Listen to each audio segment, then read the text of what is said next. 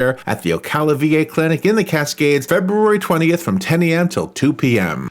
All right, 10 minutes before 8 o'clock. Thank you for tuning in this Thursday morning. Let's do a quick check at the weather, not the weather, but the temperature. 31 degrees. Can you believe it? 31 degrees. Yeah. Are we done with winter in Florida? No, not yet. Not it's yet, nice and bright out there and feels good, refreshing. We're always told that if you go out in the cold, you can catch a cold, right? Yes. And so we have somebody on the phone to talk to us about the cold and the flu, and I've never really known the difference between the cold and the flu. Jim Morelli is a registered pharmacist and a health expert. He's going to dispel some of the myths associated with the cold and the flu. He has a Ask the Pharmacist survey he wants to talk to us about as well. Good morning, Jim Morelli. Good morning, sir. How are you? I'm doing great. Thanks for having me on. Appreciate it. Oh, you're welcome. Where are you calling from? I'm actually in Boston. In Boston. Oh, so 31 degrees doesn't sound cold to you, does it? 31 degrees sounds downright balmy, but we've had a mild winter. I can't complain. I like that word, balmy. Yeah. Well, don't come to Florida and hold it against us. It's just now and then this happens, okay? Well, actually, I'm going to Florida next week for school vacation week, so I'm hoping it'll be a little bit better than it is here. Yeah. It'll be nice. It will be. Perfect. We'll make sure. I'll leave my door open and get the heat out there. So what is can I ask you, the flu is like a short version of influenza, right? Correct. That sounds so much worse, though. Like if I say somebody had the flu, that doesn't sound as bad as I have influenza. Are we accurate when we tell people what we have? Because we don't always know what we have.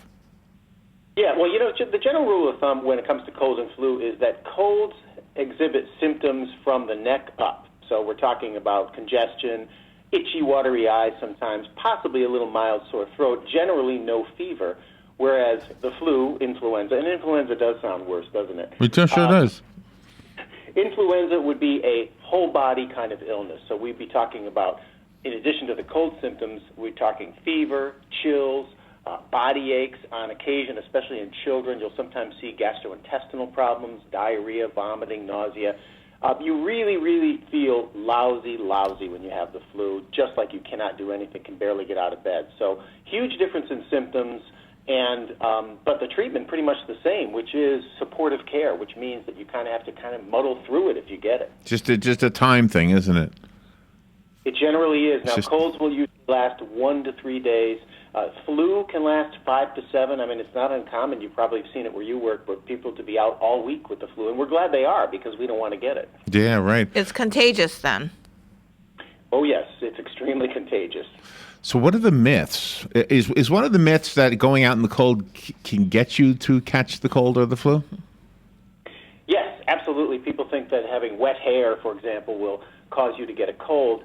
And, we have a persistence of these myths during the colder months because we are exposed to so many germs, and so coincidentally, it looks like the myths are true. So you might go outside with wet hair, and 2 days later you come down with a cold, and there you're like, see, that myth was true. Right. But the bottom line is exposed to lots of cold germs, and you got a cold.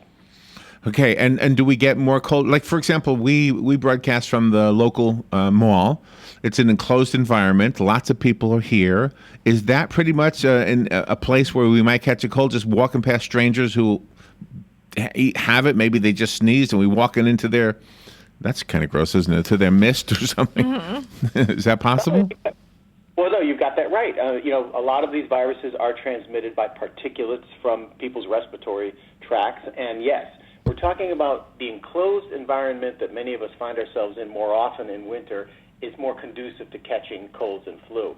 In the summertime when it's warm out, we're outside. We got fresh air, which is why I always say if you can stand the cold, if you can bundle up and you can get outside in the middle of the day and take a walk, you will be doing yourself a favor because you'll be displacing yourself from that environment where there are lots of germs. Do you know what I've often wondered about the cough part of the flu? When we take a cough medicine, for example, that's supposed to stop the cough, I often wonder if that's like not necessarily doing ourselves a favor. Maybe coughing is supposed to happen to get whatever it is in there out. Well, two thoughts on that. First of all, you are, in fact, correct. If you have what's called a productive cough, if you are congested in your lungs, the coughing mechanism is there to protect you. And what it's doing is it's trying to get some of this stuff, this gunk, out of your lungs. The problem happens when you are coughing so persistently that you've actually irritated the back of your throat, and now you're coughing simply because your throat is irritated. And that prevent you from doing a lot of things. Sleeping, for example, is a huge one. We need sleep if we have colds and flu. So you kind of got to figure out, look, what do I need for this particular cough? There are expectorants on the market you can take. That would be like a plain cough syrup. They help to break up what's in your lungs, and so that cough syrup you can take. Then there are suppressants which stop you from coughing, and again, the situation in which you described, that's probably something you wouldn't want to take. And these are the kinds of questions that this survey that we were talking about a little bit earlier, they found 71% of Americans, when they're sick, they did not find their doctor to be the most accessible source of information on what to do, so they turned to family and friends, and there's lots of myths there. I say, look, turn to your pharmacist. Ask your pharmacist, these are the symptoms I have, what should I do about it? Because they pretty much know about medications and about conditions. And if you do have symptoms, I say, look, nobody should take medicine if they don't need it. But if you need it, you need it. And there are some very out there. If you've got cold and flu symptoms, get some Advil cold and sinus. You have to ask the pharmacist for it, by the way. It does have a decongestant in it. Oh, it does? Yeah. And that will relieve your congestion, the stuffed nose, that kind of thing. But it also contains ibuprofen, which I like because ibuprofen, it does so many things. It can relieve fever. It can relieve body aches. If you got a little sore throat, it will help to relieve that as well. It is the #1 pharmacist-recommended cold and flu remedy. So, there are great things out there you can turn to, but get some advice. Get some advice from a medical professional. Yeah. And I'm guessing it's different depending on your age and whatever other medical conditions you have, right? Yeah, and that's one of the beauties of being able to ask the pharmacist about what should I be taking or not taking, is that generally speaking, if you've got a relationship and you get your prescriptions filled there, they've got the record. They've got the record of what you are on, and they can tell you, maybe this is not such a great idea. You got high blood pressure, don't take this. That is very, very crucial for one person, for one place to have all your medical information there because they can protect you. I know a lot of people use herbals, for example. Yeah. And herbals can interact with medications, and so you have to be careful. And so I also say to those who want to use herbal remedies to, fix a cold or flu symptoms, that's fine. But get some advice first if you're on other medications. Yeah, right. So the Advil you mentioned, that's behind the counter? I always thought that Advil was like a do-it-yourself guy. You just go, what do they call it, off the shelf? Counter. Over the counter? Yeah. Well, the Advil cold and sinus contains an ingredient called pseudoephedrine, and the law now says that because we've had some drug diversion issues, because we've had some issues with, it's not a narcotic or anything like that, it's suggestion, but there have been some cases in the past where people were using the ingredient pseudoephedrine to manufacture other drugs. Oh, okay. So there are now restrictions on the purchase of pseudoephedrine, and they're behind the counter. Oh, my gosh. You don't need a prescription. You just need to ask. Just need to ask for it. Okay. Well, that's good to know. I wonder how many people didn't know that. Yeah, exactly. Wow. Yeah, I think it's quite a surprise to people who in the past have gone in and they've used pseudoephedrine to relieve congestion. It's a common and effective drug. And suddenly they're told, whoa, it's not over the counter anymore. You have to. In some states, you have to sign for it because they're keeping track of it because again they've had these issues. That's really good to know. So that keeps the minors from picking it up off the shelf then? That's correct, or anyone else who would be interested in using it not for the intended purpose. But I don't mean to give the impression that it's unsafe, narcotic, or anything like that. It's not that at all. It's a great drug. I mean, it works very well for congestion. It's simply that people got, let's say, creative with it.